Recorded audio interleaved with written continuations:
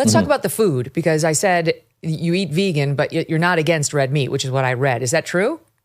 Yeah, I'm plant-based, excluding collagen peptides, and food is such a sacred thing for people. I come in peace. I'm not at war. Like, do your thing, like all good. We just try to follow the science and evidence of how to use food to slow my body's speed of aging as much as possible.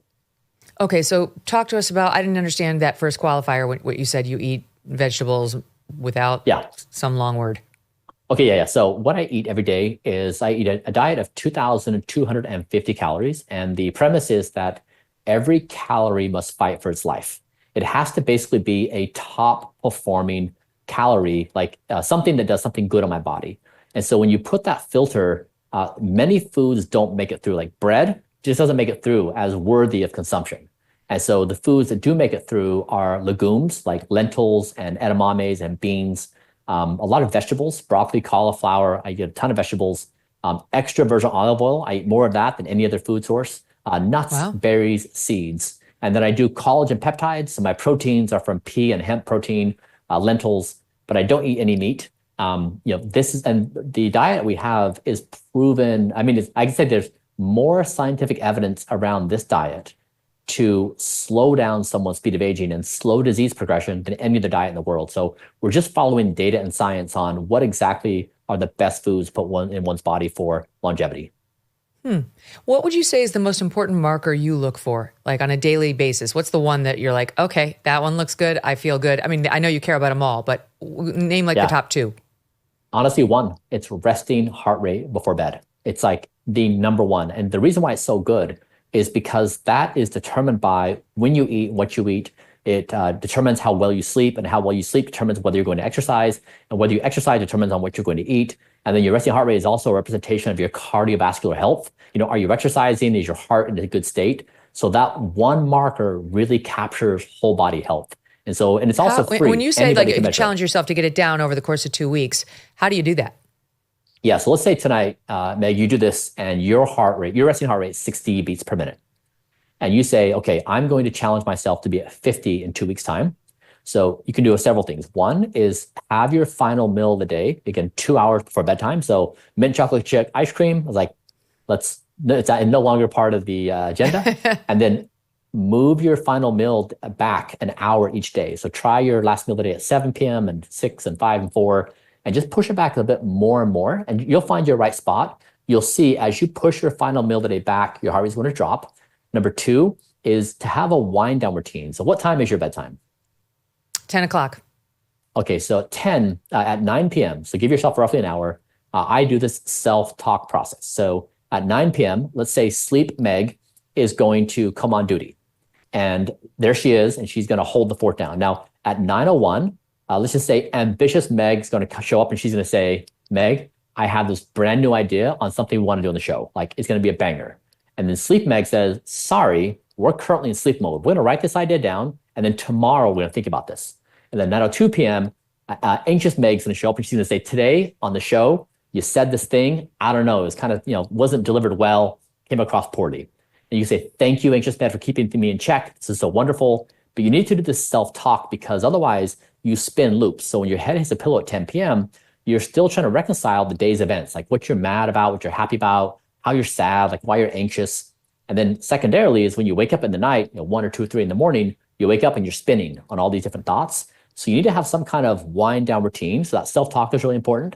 Then also you can read a book, you can go for a walk. My favorite thing is holding a book, like an actual book in my hand to read for 15 to 20 minutes, talk to a friend. But that last hour of the day is really important to calm your nervous system down and say, we are going to get ready for sleep. That will drive down your heart rate. I like that a lot. So it's not about exercise, it's about the routine. Yeah, it's calming your body down to say, we are ready for sleep. You have to really get into it. You can't just show up, put your head on the pillow and be like, yep, we're ready to go. The body's just not ready for it. So other things you can do is you can be consistent. So if your bedtime's at 10, try to be in bed every single night at 10 p.m., plus or minus 30 minutes. I logged the best sleep score in human history, 8 months of perfect sleep. I was in bed within 1 minute every night. And it was just amazing. The body keeps track of time as well as a watch. It knows. Like at 8:29, it would just drop what's called my adenosine in my brain and be like, you're out.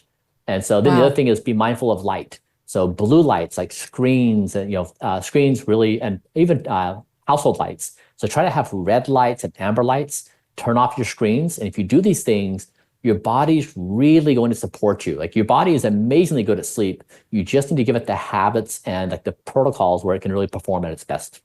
Mm-hmm. Oh, this is interesting because you're not married. You're 47 years old. You're not married. But I will say, like, sleeping with another person in the bed is definitely a challenge, right? Because it's like you not only have to worry about your tossing and turning given the night, but his too. And I always joke with Doug. I'm like, I'll look at him and I'll say SD, which stands for sleep divorce. If he wakes me up too many times over the evening, or speaking of nighttime erections. Anyway, honestly, like it's an issue. So like you may want to talk to Doug about this because there really is some good evidence. Some people do well sleeping with each other. Like they actually help each other sleep better. Other people, they're out of sync for whatever reason. And I would say that sometimes the very best things people can do for their marriage is to not sleep in the same room. They both sleep better. They're in better moods. Like they're more conducive to a more positive relationship. So yeah, I think when you can sleep alone, it's really something you should strongly consider. We continue to face uncertainty when it comes to the economy, with a perfect storm brewing as Social Security and Medicare hit a breaking point as the largest generation is hitting retirement. A smaller workforce means a smaller tax base. You pair that with our growing national debt and rising cost of living, and we could have a big problem. So what are you doing now to protect your family for the future?